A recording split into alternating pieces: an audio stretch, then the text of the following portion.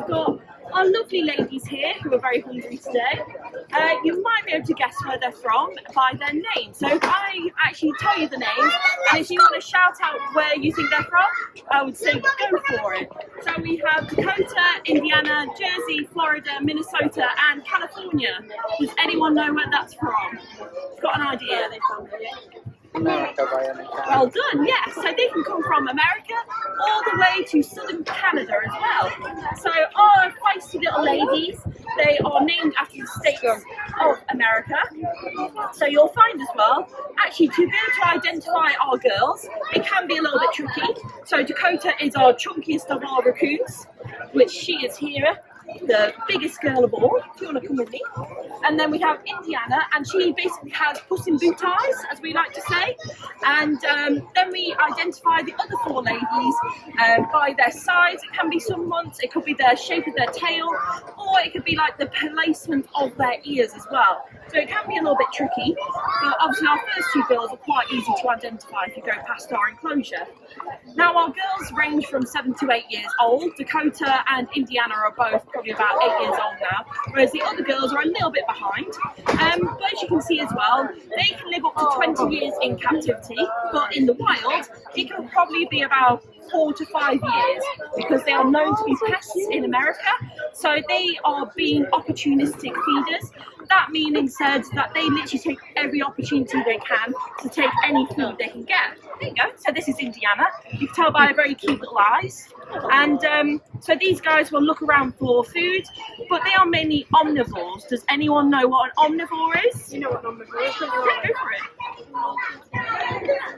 Yeah, well done. So they eat also meat, but also plant matter as well. So our lovely ladies will start their day very healthy by having different fruit and veg, and by the end of the day they will have stuff like fish, or they'll have different meats as well. There you go. Now you'll find as well, raccoons are known to be very intelligent, but they can also be known to do all sorts of different things. So they're not just very cute, as you can see, but they can do something that you might know about from years ago. I've seen a little video of them passing around in the water, and that's because they have very sensitive hands, or known as having hypersensitive hands, and they can be 4 times as sensitive as a human's. So they are very crafty and knowing what to do with our little paws.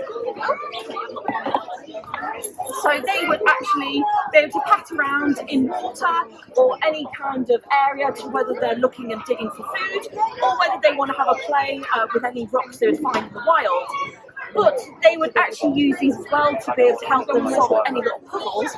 Now we like to incorporate this kind of behaviour in our enclosures here.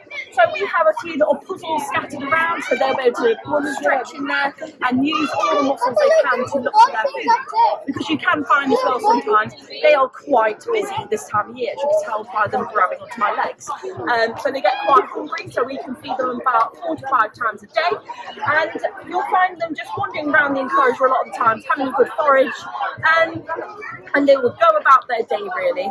Now you might see as well, they've got very cool little masks on all the time. You might think it's to see if they're a villain or if they're a little hero, depending what you think about them.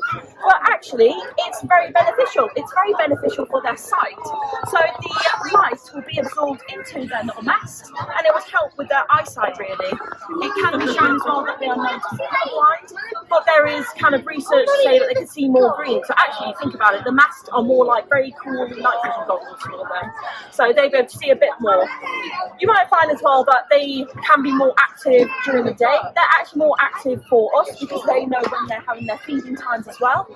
But also, when it gets to about winter time, they will slow down, almost like going into a hibernation almost, but they're not actually sleeping. They're just a lot quieter, a lot slower, and they wouldn't actually do as many behaviours as you would see today.